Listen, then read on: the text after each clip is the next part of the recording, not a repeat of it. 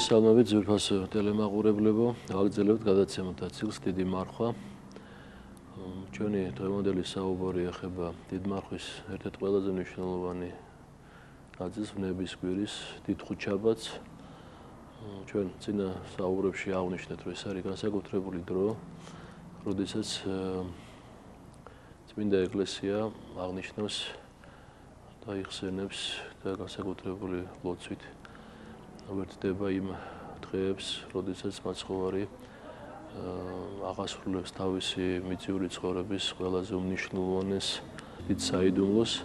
ამიტომ მას ისე როგორც საერთოდ ყველა დიდ საქმეს და ძალიან მნიშვნელოვან მოვლენას ერთად კაცობრიობის ისტორიაში წინ ახლავს ძალიან საინტერესო თხრობა სახარებიდან, მოვლენები, რომელიც მჭიდროდ არის დაკავშირებული ამ საიდუმლოსთან გამოხსნისა და რომელიც საფუძვლად უდევს დღესაც ჩვენი ქრისტიანული ცხოვრებას.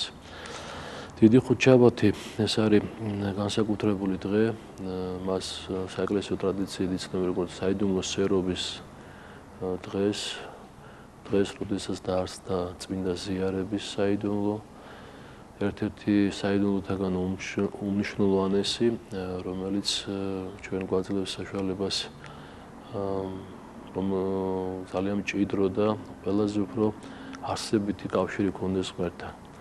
მას უწოდებენ თვეცით ბერძნულად ევქარისტიულს, რომელსაც სამადლობელი ქვია, რომელიც აღესრულება განსაკუთრებული დიდი და წმინდა მნიშვნელობით ყველა მორწმუნისათვის და ყველა იმ ადამიანისათვის, ვინც სულიერი ცხოვრების გზაზე მიდის თავისი ყოველდღიური ცხოვრებით. ხუთშაბათი დღე თავისი ძალიან საინტერესო საიდუმლო სწავლებებით თუ მოვლენებით დატვირთული დღე. და ეს დღე იწყება საიდუმლო სერობით, რომელიც აღესრულება 12 კულთან ერთად.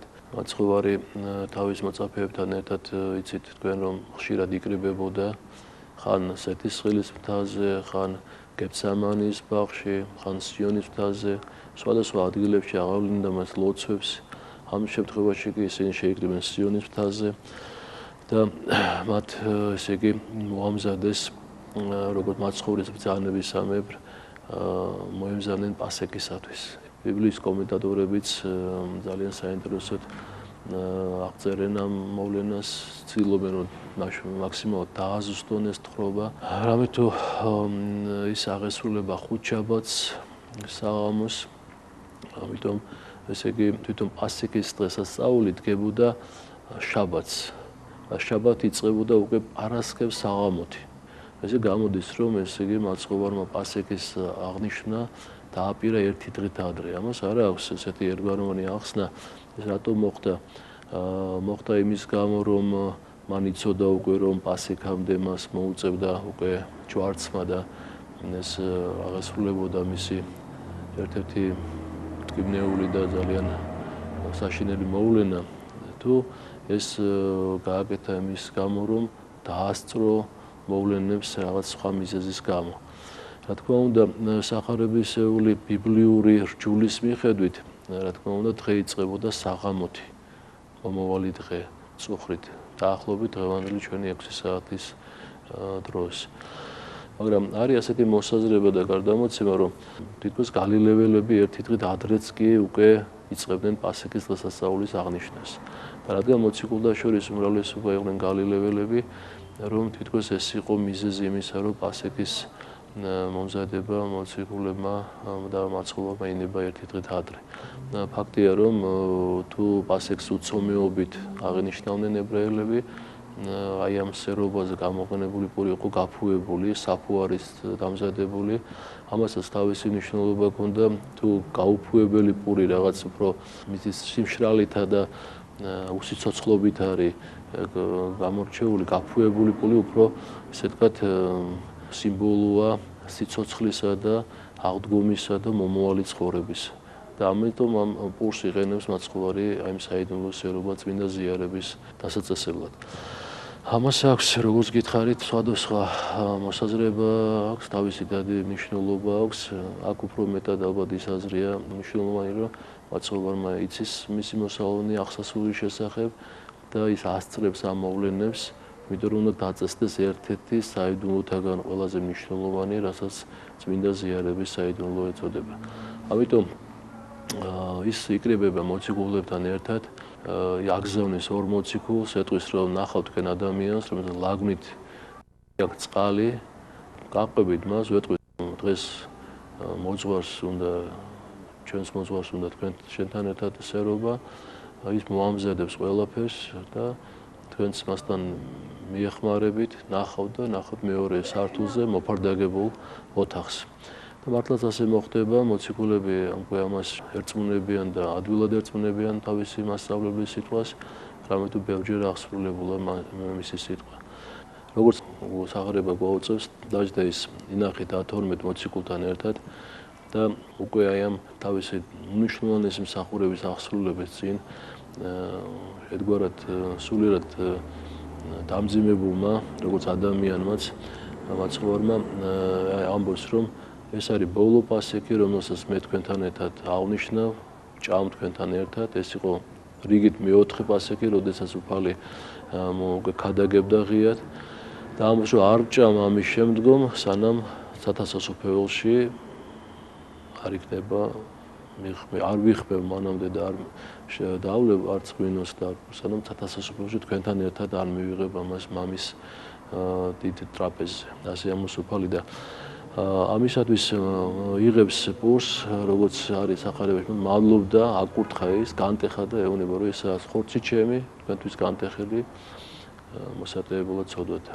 და აწვდის მათ და ამის შემდგომ აიღებს ღვინოს, აკურთხებს მას, მადლობს უფალს და ამბობს, რომ სვით ამისგან ყოველთა ესაა სიცხლი ჩემი, თქვენთვის დათხეული მოსატევებლად ცოდვათა. და საინტერესო ერთ-ერთი კომენტატორი ბიბლიის ამბობს და განმორჩევს იმას, რომ პურზე ამბობს, რომ მიიღეთ და ჭამეთ და სისხლზე ამბობს, რომ სვით ყოველთა. ესე იგი, ამითო ხას უსვამს, რომ პურის მიღება, როგორც უფრო მძიმე საჭმელისა, ყველას არ შეუძლია, თქვენ იცით, ბავშვებს ან უძლურებს. ხოლო ღვინის და როგორც სასმისის მიღება ყოვლისათვის არის, ესე იგი, მისაღები და უფრო იოლი. ამიტომ ხას უსვამს ამას, თქვენ იცით, რომ კათოლიკურ ეკლესიაში მრევლს მხოლოდ აზიარებენ პურით, ესე იგი, ხორცით. ამიტომაც ერთგვარი დაკლებაა იმ დიდი მადლისა, რაც წმინდა ზიარებიდან უნდა მიიღო და ღებულობდეს ადამიანი. ამიტომაც ეს არის არასწორი მთელი სისავსე, რომ ეს ასე მთლიანი სისავსით არ ყოფილიყო, ერისათვის განკუთვნილი მაცხოვარი ორი ამ კომპონენტით, პურითა და ღვინით არ დააწესებდა წმინდა ზიარების საიდუმლოს.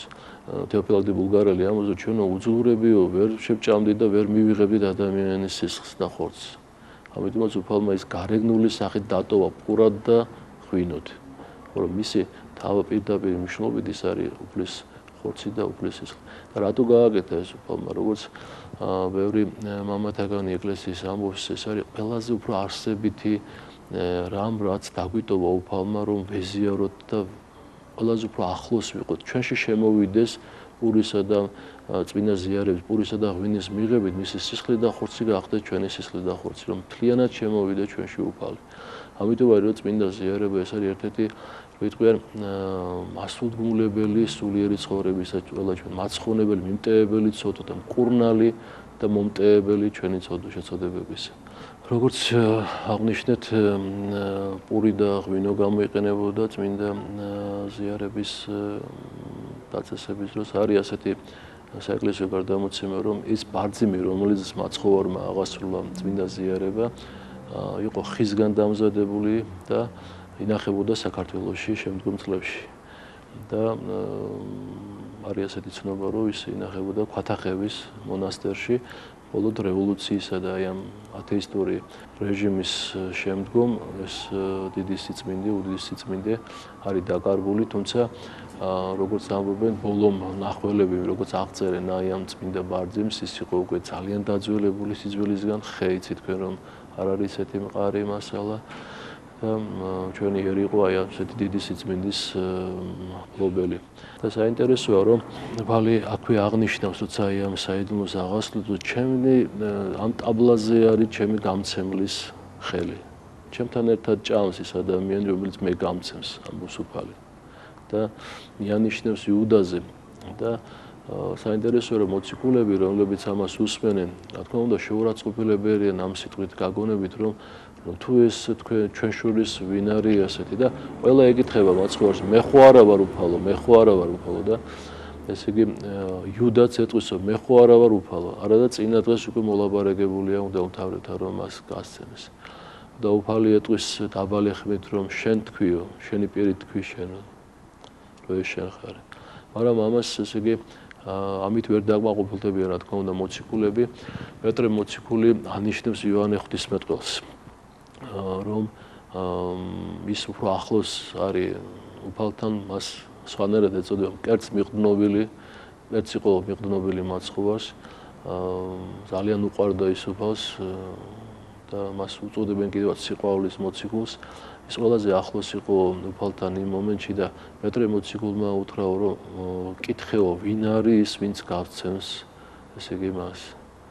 და იოანე ღვთისმეტყველმა ჩურჩულით წყნარად ესე იგი თხოვა უფალს ენიშნებია მისთვის ვინ არის ვინც გაცემს და მან უთხრა რომ ვინც ჩემთან ერთად ახლა პინაკში ჩაყოფს ესე იგი ჯამში ჩაყოფს ხელს ის არის ესე იგი გამცემელი და ჩაყო ესე იგი აიღო პური ჩაყო ჯამში და როცა ჩაყო ხელი ამ დროს ჩაყო ხელი იუდამაც და უფალმა უთხრა რომ რასაც აკეთებ შეასრულე და გააკეთე ასეთი სიტყვებით მიმართა იუდას ამით მიანიშნა რომ მან იცის ამის შესახებ რომ ის არ დაიმალება არ დაიფარება მისი განზრახვა და ამ დროს ეშმაკი შევიდა იუდაში და იუდა ესე იგი აღივსო თელი ძალითა და ენერგიით ამ ბოროტების შესასრულებლად.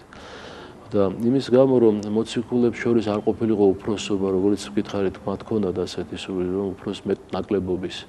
ამიტომ მაცხოვარმა მათი თამდაბლობის და სიყვარულის მისანიშნებლად რომ მაგალითის უძიდესი მაგალითი, ღვთაებრივი მაგალითის მისაცემად, ესე იგი აიღო არდაგი შემოირტყაო, ზედა სამოსელი გაიხადა და როგორც მონამ იყო ასეთი ებრაელებში წესი რომ საღამოს ყველა ფეხს იბანდა და ამას თუ დიდგვაროვანი იყო მონა აღასრულებდა და ამიტომ ესე იგი როგორც მონამ როგორც მსახურმა მაცხოვარმა დაიწყო მოციქულების ფეხების დაბანა და ესე იგი ბანდა მათ ფეხს და როცა მივიდაო პეტრესთან პეტრე ესე იგი როგორც პეტრე არის განსაკუთრებული ხასიათის მოციქული როგორც ესე იგი თამდაბლობაშიც, ერთგულებაშიც, ემოციურადაც ყველანაირად და როცა მივიდა პეტრესთან, პეტრემ უთხრა უფალო, ნუ თუ შენ დამბან მე ფეხებს. ჩანს რომ თითქოს ცრუ თამდაბლობითაც კი გაგებით რომ ღმერთის ნებას ეწინააღმდეგება თითქოს მისი თამდაბლობა და უფალი ეტყვის რომ თუ მე შენ არ დაგბან ფეხს, მაშინ შენ არ გექნება არანაირი წილი ჩემს ცხოვრებაში, მარადიულ ზეციურ ცხოვრებაში. ამის გამგონე პეტრე ეუბნებოდა არა თუ ფეხს, არამედ მთელი ჩემი სხეული დაბანე უფალო. ვერთმან უკნას რომ მე არ მქონდეს რაიმე წილი შენთან მარადიული ცხოვრებისათვის. ეს იყო უდიდესი მაგალითი მაცხოვრისა თუ როგორ უნდა ყოფილიყვნენ ისინი, როგორი უნდა ყოფილიყო მათი ურთიერთდამოკიდებულება, რომ ვისაც უნდა იყოს ყველაზე მეტი, ის უნდა იყოს ყველაზე მსახური, როგორც ესე იგი ამბობს მაცხოვარი. ამის შემდგომ როცა იუდა გასულია, აფრთხილებს რომ პეტრეო ეშმაკმა გამოითხოვა რომ შენ განსაცდელში ჩაგაგდოს, შენ გაგცხრილოს, რაღაცნაირად შენ ესე იგი ზიანი მოგაყე, მაგრამ მე ვილოცე შენთვის და შენ კიდო განამტკიცე შენი ძმები. და პეტრე მოციქული რა თქმა უნდა მაშკაცური ემით ამბობს რომ არა უფალო მე ვერავინ ვერ შემაპყოლებს შენ სიყვარულში, მე შენ გვერდით ვიქნები ყოველთვის, როცა ეს საჭირო იქნება სიკვდილსაც და თავსაც კი შევწირავ შენთვის. მაგრამ მაცხოვარი ეუბნება რომ პეტრეო შენო მამალი არ იყივლებს ორჯერ სანამ შენ სამჯერ უამყოფ მეო. მოვიდა დრო და მოვიდა ჟამი რომ განდიდეთ ზე კაცისა ამოს უფალი რომ როცა ის ამბობს რომ გაყიდეთ სამოსი შეიძინეთ მახვილი და რომ ახლოს არის ჟამი ბრძოლის ისინი ამას ვერ გებულობენ და ერთ-ერთი მოციქული ეუბნება კიდევ ორი დანა გვაქვსო ჩვენო აქ და მაცხოვარი მიხვდა რომ ისინი ამას ვერ გებულობენ სიმბოლურად ესაუბრება ამის შესახებ და ამიტომ ამბობს რომ ასეთ საინტერესო საკმარისიაო ამბობს არ გვინდა ამაზე საუბარი გააჩერებს მათ. ამის შემდეგ ისინი ტოვებენ სიონის მთას და მიდიან სხვა ადგილას განსანმარტოებლად სალოცავად და ამ დროს მაცხოვარი თავის თავს ადარებს ვენახს, ვაზს, რომელიც ესე იგი რომ ის არის ვაზი, და მოციქულები არიან რტოები, რომელიც რტოებმაც უნდა გამოიბას ნაყოფი, მაგრამ თუ რტო მოიჭრება, ის ცეცხლში ჩაიგდება და არაფრისთვის სხვისთვის არ არის სასარგებლო. და ამ იმით ესე იგი კიდევ ერთხელ მიანიშნებს, რომ ყველაფრის ესე იგი მათი სწავლების, სასწაულების, მოღვაწეობის, მომავლის საფუძველი არის თვითონოფალი იესო ქრისტე. ამის შემდგომ სახარებიდან ვგებულობთ, რომ მოციქულებიო დასვავ ერთ ადგილას აიყვანა პეტრე, იაკობი და ივანეო და ერთი ქვის სროლის მანძილზე განმარტოდა მათგან და დაიწყო ლოცვა და ლოცულობს როგორც პირველი მღვდელმთავარი, როგორც ხალხისათვის, რომელიც ითხოვს მამისეგან, რომ ყველა ადამიანის სული მასზე მორწმუნე, მასზე მინდობილი რომ გადაარჩინოს უფალო. ეს ლოცვა, რომელიც გეფსამანის ბაღში აღესრულება უფლის მიერ, მას აქვს ძალიან დიდი მნიშვნელობა. აქ ორი ჩანს მთლიანად, ესე იგი, მთელი სიცხადით ორი ბუნება ქრისტესი, კაცობრივი და ღვთაებრივი. კაცობრივი ბუნება, რომელიც კაცობრივი ბუნებისათვის დამახასიათებელი თვისებიდან გამომდინარე ეშინია სიკვდილისა და არ სურს სიკვდილი. რამოდენიმე ჩვენში ჩადებულია სიცოცხლის სიყვარული და ჩადებულია, ესე იგი, სიკვდილს რო შეეწინააღმდეგოს ბუნება ამის უნარი. ამიტომ ხოლო ღვთაებრივი ბუნება ესე განამტკიცებს კაცობრივ ბუნებას იმაში, რომ ესე იგი მან აღასრულოს ის მთავრესი მოვალეობა, რისთვისაც განკაცდა ძე ღვთისა. ამიტომ მისი ლოცვა არის ასეთი შინაარსის, რომ ის ამოს უფალო თუ არის შესაძლებელი ამაცელეს ასმისიას და გულისხმობს, როგორც კიდევ ჩვენ აღნიშნეთ წინა საუბარში, გულისხმობს, რომ ააცილოს უფალმა მას მამამ ააცილოს ის ჯვარცმა და ტკივილი და სიკვდილი, რაც მას მოელის. პირველი არის ასეთი თხოვნა. მაგრამ ესე იგი, როცა მიიღებს ნიშანს და ხმას მას ესმის მამისა, რომ სხვა გზა არ არის, რომ მან უნდა ეს იტვირთოს ეს უდიდესი სიმძიმე, სიკვდილი, მაშინ მეორე ნაწილი ლოცვისა არის წარმოთქმული იმის იმით, რომ მამა იყოს ნებაშენი და დაემორჩილება, მთლიანად დამორჩილება მამის ნებისა მის მიერ. და უკვე ანგელოზიო ეჩვენებოდა მას და განამტკიცებდა მას, როგორც არის ნათქვამი ამ ლოცვის დროს. როდესაც მაცხოვარი ბრუნდება ლოცვის შემდგომ, ის ნახავს, რომ პეტრე და იაკობ და იონი ჩაეძინებულები არიან და უსაყვედროებს კიდევაც მათ, რომ რა იყო, ვერ შეძელით ცოტა ხანი მაინც გეფხიზლათ. ამ საყვედროების შემდეგ მე ეტყვის, რომ არაუშავს, რაზე დაისვენეთ, თუ გინდათ იძინეთ კიდევაც, იმიტომ რომ უკვე ყველაფერი გადაწყვეტილია, უფრო და ამას ვერავინ ვერ შეცვლის უკვე, რომ ეს ასე უნდა ახსულდეს და რომ მე მზად ვარ ამისათვის. და ამის შემდგომ ესე იგი ეს ამბობს, რომ ახლოს არის ჩემი გამცემელი და მართლაც ამ სიტყვებიდან წამოთქვისან რამოდენიმე შეიძლება ითქვას წუთში, ესე იგი იუდა თელი მღვდელთ მოძღვართა ნაწილი არის მასთან ერთად, როგორც ერთ-ერთი მახარებელი გვეუბნება, რომ ძალიან ბევრი ჯარისკაცი მოიყვანა, ესე იგი იუდამ მასთან ერთად. ძალიან ბევრი შეიარაღებულები სერიოზულად, რამეთ ისინი ფიქრობენ, რომ შეიძლება აქ წინააღმდეგობას ექნეს ადგილი. და ამიტომ რაც უფრო მეტი ჯარისკაცი იქნება, მით უფრო იოლად და უხმაუროდ მოხდება მაცხოვრის დაპატიმრება. ამიტომ, როდესაც ისინი გეფსამანის ბაღში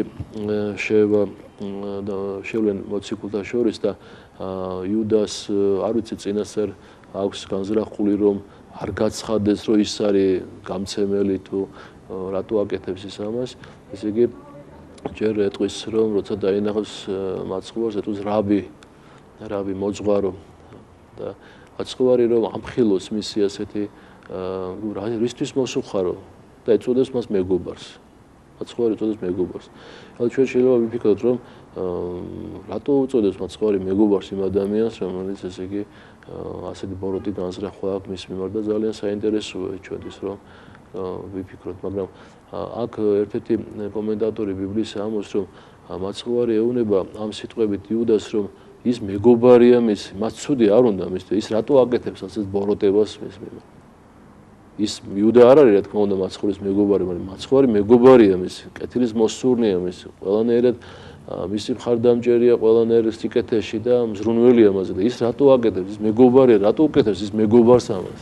ამით კიდევ ერთხელ მიანიშნებს უფალი რომ მეგობარო რისთვის მოსუხარ. და მას როგორც გითხარით არ უნდა რა თქმა უნდა გათქვას თავისი განზრახვა რისთვის მოვიდა. ამიტომ დაბნეულია ამ შეკითხვით და ასეთ სიტყვას მოძღვარო გიხაროდენ ეუბნება, ასეთ მიმართვით მიესალმება მას და მაცხოვარი ეუბნება იუდა ამბორით გასცემ შენს მოძღვარსო. ესე იგი ამბორია შენი ნიშანი და ასე იყო ის მოლაპარაკებული ჩარისგან რომ ვისაც მე ვემთხვევი, ვისაც მე ვაკოცებ, ის იქნება ქრისტე. და რა თქმა უნდა სხვას არ მიესალმება გარდა მაცხოვრისა და შეერება მოციქულებში თითქოს იმის ნიშნად რომ არ უნდა რომ თავისის გაცემა ემოსკნას და შეიპყრობენ მაცხოვარს. და მაცხოვარი სანამ შეიპყრობენ ეუბნებიან ვისთვის მოსუხად, ვის ეძიებთ? და ისინი ეუბნებიან იესო ნაზარეველს, ისინი არ დამალავენ პირდაპირ იტყვიან იესო ნაზარეველს. მე ვარ ეტყვის მაცხოვარი გაცხადებულად. და ამას როგორც იტყვის ყველანიო დაემხობიან მიწაზე და თაყვანცემენ მას. და როცა გამოერკვევიან და მოვლენ გონს მაცხოვარი ისევ შეეკითხება რისთვის მოსუხოთ, ვის ეძიებთ? ისევ იგივეუნებიან ისინი იესო ნაზარეველს. ისევ დაემხობიან ფევით, ისევ თაყვანიცემენ მას. ამის შემდგომ ესე იგი წამოდგებიან და ეტყვის რომ მე ვარ მაცხოვარი ეუბნება და ისინი შეიპყრობენ მას, მაგრამ ამ დროს აღმოჩნდება რომ მოციქულები ეცდებიან მის დაცვას და მათ შორის პეტრე, რომელიც პირველი იშიშვლებს ხმალს, პატარა ხმალს და ერთ-ერთი მღვდელმთავრის მონას, რომელიც შეპყრობაში ღებულობს მონაწილეობს, წაკვეთავს ყურს. და მაცხოვარი ეტყვის რომ ჩააგე მახვილი, არ იცი შენ ჩვენ რას ვემსახურებით, მე რომ მინდოდეს წინააღმდეგობა 12 ლეგიონი იბრძოლებს ჩემს სასარგებლოდ აქ ჩემთან ერთად. ანგელოზების 12 ლეგიონი იბრძოლებს ჩემთვის. ყოვლის შემძლე და ყოვლად ძლიერი უფალი თავისი ნებით უქვემდებარებს ებრაელებს და მის სამჯავროს თავს. ამიტომ ესე იგი შეეხება მოძღვრის მღვდელმთავრის მონას ყურზე და გაუმთელებს იქვე მას ამ ყურს. უფალს წამოიყვანენ მოციქულები გაიფანტებიან შიშისგან. ესე იგი ორი მათგანი მხოლოდ პეტრე და იოანე გაყვებიან მაცხოვარს და წაიყვანენ მღვდელმთავრის ეზოში ჯერ ანა მღვდელმთავართან, ანა და კაიაფა გვერდიგვერდ ცხოვრობდნენ, მერე კაიაფასთან გადაიყვანენ მას. ანა და კაიაფას შეკითხვები ჯერ არის საკრული, არ არის ესეთი მძაფრი და ვინა ხარ შენ და რასაც ესეთი რბილიმით მიმართავენ მას. და აქ არის საინტერესო რომ პეტრე მოციქული რომელიც იცნობს ერთ-ერთი ქალი ეტყვის რომ ეს არის მოწაფე ზუსტად ქრისტესი გალილეველი აქ პეტრე ეტყვის რომ მე არ ვიცნობ არ ვიცი რას ლაპარაკობ შენ მე კიდევ ერთი ადამიანი იცნობს შენ არ იყავი ზუსტად დაბად იმრების დროს იქ ქრისტესთან ერთად კიდევ უარყოს პეტრე და როცა მესამეჯერაც მას ეტყვიან რომ შენ კილოც კი გალილეული გამხელს რომ შენ ხარ გალილეველი და მისი მოწაფე და მიმდევარი ამ დროს პეტრე როცა მესამეჯერ უარყოს იყივლებს მამალი და არის სახარებაში ნათქვამი რომ პეტრეს მიხედავს მაცხოვარი შეხედავს გაახსენებს მის სიტყვებს და ამ დროს ესე იგი პეტრე მოციქული ძალიან ატირდება იქვე დიდ სინანულში ჩავარდება კაც რომელსაც ეგონა რომ მისთვის თავსაც კი დადებდა ისეთი რაღაც პატარა იგი შეაშინებს რომ ესე იგი მას მოუწევს სამჯერ უარყოფა ქრისტესი და ამბობენ რომ პეტრე მოციქული ამის მერე მამლის ყივილზეო როცა გაეგონა და სულ იჩოქებდა და სინანულს თხოვდა უფალ შენდობას ძალიან დაატირდა ეს არის ძალიან მართლაც მნიშვნელოვანი ადგილი სახარებიდან როცა როგორც ილია წინასწარმეტყველი რომელმაც თავის დროზე ვალაამის თელი თაყვანიცემელი მღვდელები მოაწყვეტინა და დაამარცხა ეს მოგვები და ეშმაკის მსახურები მერე იზაბელას შიშით გაიქცა.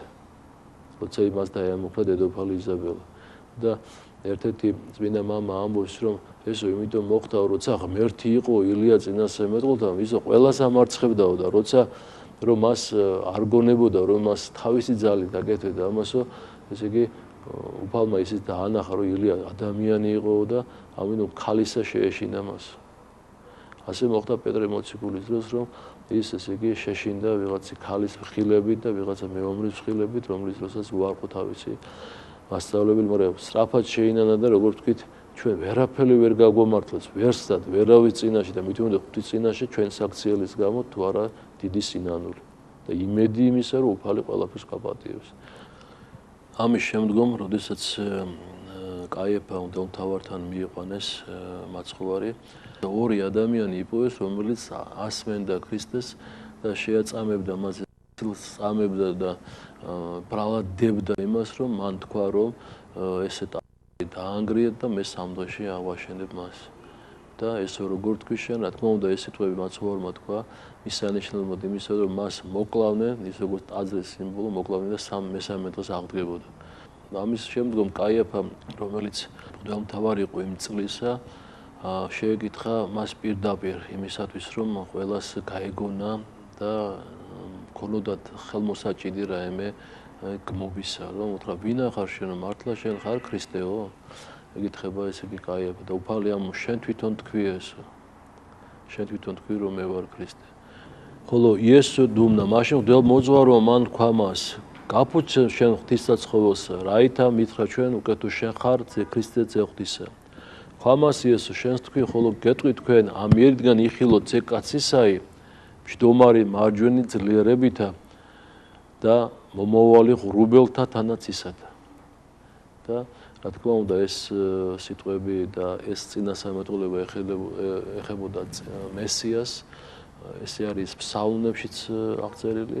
ამიტომ კაიფამო ამის ნიშნად, რომ მან მოისმინა გმობა, რომ ის თავის თავს მესიას უწოდებს და რომ ის არის ქრისტე, ამიტომ დაიხია სამოსელი, თუმცა მღვდელმთავარს არ ჰქონდა ამის უფლება, მაგრამ მთელი თავისი ემოციების და აღშფოთების მისანიშნებლად, გულუყვილოთა მოსატყუებლად, ესე იგი მან ესე იგი დაიხია სამოსელი და თქვა, რომ რა გვინდა ჩვენ უკვე მოწმენ, რა გვინდა ჩვენ ვინმე სძებნა, აგერ ყველა მოусმინეთ თუ რას საკეთებს ის და რა თქვა მან.